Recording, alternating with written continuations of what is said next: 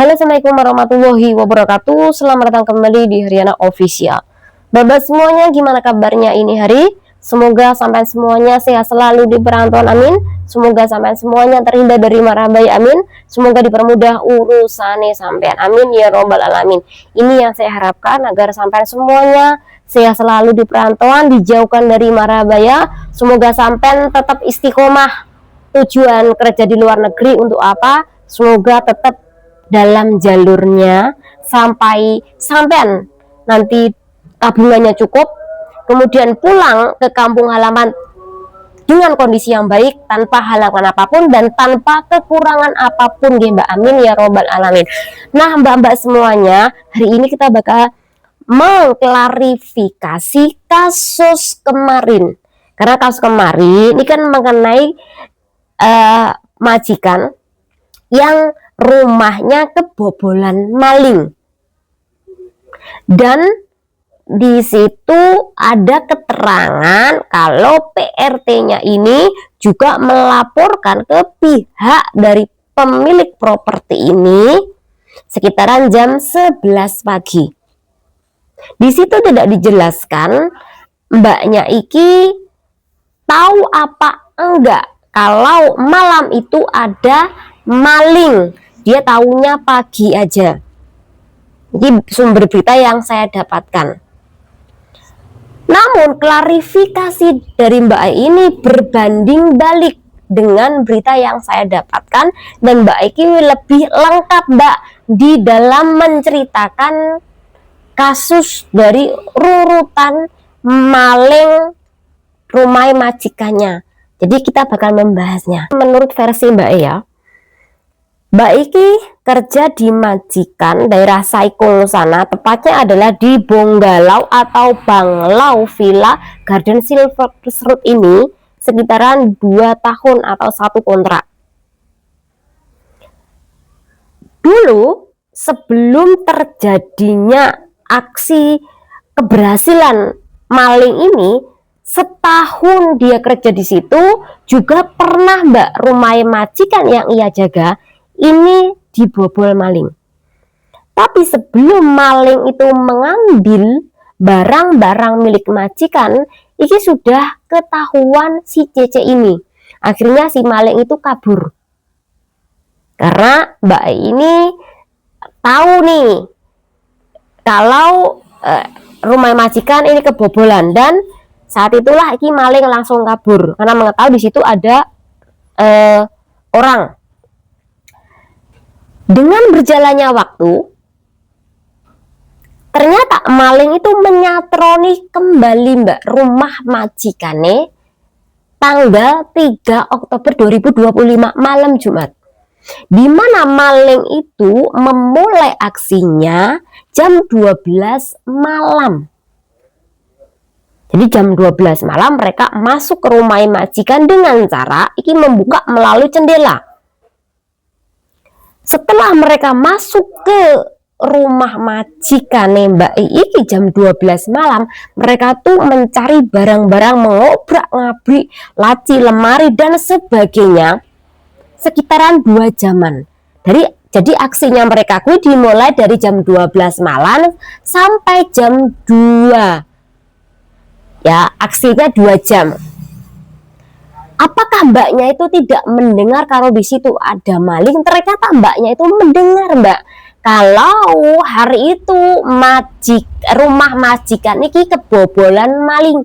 Karena sekitaran jam 1 Mbak ini mendengar suara yang gaduh sekali. Nah karena dia mendengar suara yang gaduh, akhirnya dia masuk ke kamar mandi Mbak. Tidak diketahui di kamar mandi pribadi khusus CC-nya atau kamar mandi umum. Intinya Mbak ini mencoba untuk menyembunyikan biar dia tidak ketangkap maling. Jadi dia tidak berani nih untuk melawan maling itu, apalagi berteriak-teriak karena takutnya nyawa yang bakal melayang. Akhirnya dia sembunyi Mbak di toilet dari jam 1 sampai jam 2. Tadi aksinya kan jam 12. Mbaknya masuk ke toilet selama 1 jam. Nah di toilet itu Mbak ini kan ciri-ciri rumahnya kedatangan orang yang tidak dikenal, yaitu ketika lampunya nyala sendiri. Karena biasa nih, kalau orang kaya itu kan memakai lampu secara otomatis. Kalau ada orang masuk ke rumah itu nyala sendiri. Kalau tidak ada orang, secara otomatis dia mati sendiri. Nah, Mbak E itu ngeliat ini lampunya di sekitar dia nyala nih. Oh, dipastikan itu ada orang ini, perampok ini. Yang dia mendengar nih suara gaduh-gaduh. Prang. Nah, Mbak Eki 1 jam nunggu di situ. Jam 2 perampoknya sudah pergi. Jam 2 itulah Mbaknya keluar dari toilet. Nah, ketika Mbak Eku keluar dari toilet, dia tidak kabur, Mbak, tapi dia telepon pihak polisi jam 2 dini hari atau jam 2 pagi itu hari. Jam 2 telepon polisi, kemudian jam 2.15 ini polisi datang di TKP atau tempat kejadian. Nah, di situ polisi langsung menginterogasi Mbak E, menanyakan Mbak E, bagaimana kamu tahu dan sebagainya. Nah, di situ Mbak E menjelaskan ke polisi. Nah, di situ Mbak E menjelaskan ke polisi rurutan dari kasus yang dia ketahui, rurutan dari kejadian yang dia ketahui.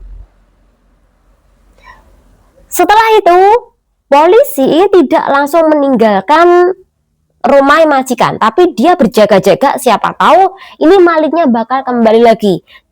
Jadi dari jam 2.15 sampai jam 6 ini polisi tetap berjaga-jaga di rumah bose Mbak ini. Paginya pun mereka juga melanjutkan untuk mencari bukti-bukti lainnya. Jadi Samen lihat kan foto-foto mereka ada yang naik genteng, kemudian mereka sampai ke belakang banglau ini untuk melihat apakah di situ ada bukti yang tercecer atau bukti yang tertinggal. Nah, ketika ada bukti yang tercecer, ada bukti yang tertinggal, barulah nanti mereka akan menangkap si maling ini, yang rampok ini. Jadi sebenarnya perampokan ini tidak hanya terjadi hari itu saja, tapi setahun yang lalu itu juga pernah terjadi. Dan menurut keterangan Mbak E, majikannya itu memang beberapa hari dia ke Cina, karena di Cina majikannya itu memiliki rumah juga. Jadi Mbak E ini bekerja sama orang Cina.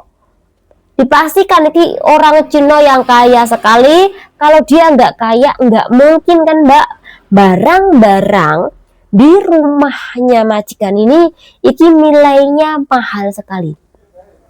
Sampai si maling ini bisa membawa kabur barang yang mahal dengan nilai 5 juta Hong Kong dolar atau sekitaran 5M. Jadi ini menurut versi atau keterangan dari Mbak E kemarin.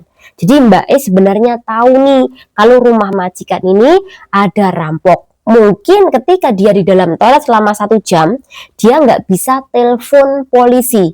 Takutnya nanti pihak dari perampok ini mengetahui kalau di dalam toilet ini ada orang dari bunyi HP yang dia bawa, atau mungkin pas masuk dalam toilet Mbak ini tidak membawa HP.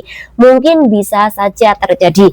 Intinya dari kasus ini sudah ada klarifikasi, ternyata cecenya tidak terlibat, tapi kita tetap menunggu perkembangan dari polisi apakah memang ada informasi kelanjutan ini malingnya ketangkap atau enggaknya. Siapa tahu nanti ada perkembangan, jadi kita bisa lega Mbak ya. Semoga bermanfaat. Wassalamualaikum warahmatullahi wabarakatuh. Bye.